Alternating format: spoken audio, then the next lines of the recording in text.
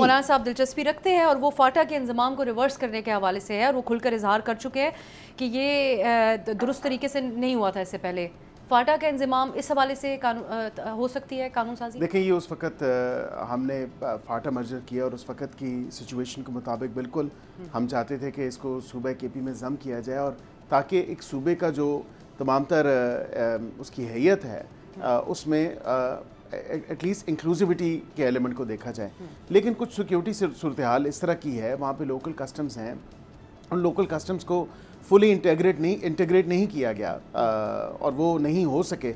अब ये है कि वफाक कितनी ही कोशिश करे, सूबे की भी तो जिम्मेदारी बनती है। पिछले 12 साल से एक सियासी जमात उस सूबे में बरसर इक़्तिदार है और ऐवानों में है।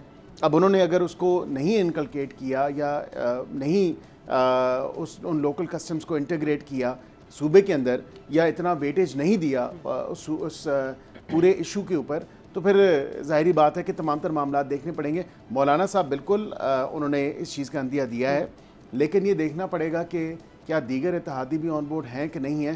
क्योंकि अगर दीगर इत्तेहादी ऑन बोर्ड नहीं है, अगर पीपल्स पार्टी ऑन बोर्ड नहीं होगी, और इफ एनीथिंग पहले तो हमने अपनी सियासी जमात में डिसाइड करना है कि वेदर हम इस तरफ जा भी रहे हैं कि नहीं जा रहे, और अभी तक ऐसी कोई डिस्कशन हमारे सामने नहीं है। अलबत्ता मौलाना साहब ने यह दावा ज़रूर किया है कि जो फौजी क़यादत है उनको भी इस हवाले से एहसास है।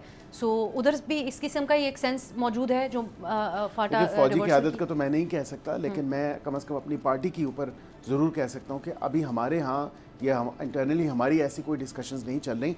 हाँ, अगर कोई डिस्कशन इनिशिएट होती है तो बिल्कुल हमारी पार्टी में भी बहस होगी, डिस्कशंस फ्रॉम ऑल 4 कॉर्नर्स देखा जाएगा, और अगर बेहतर कोई हल निकलता है तो बिल्कुल उसमें जो बेहतर हल होगा उसकी तरफ जाएंगे। सब्सक्राइब करें और बेल दबाएं ताकि कोई खबर रह न जाए।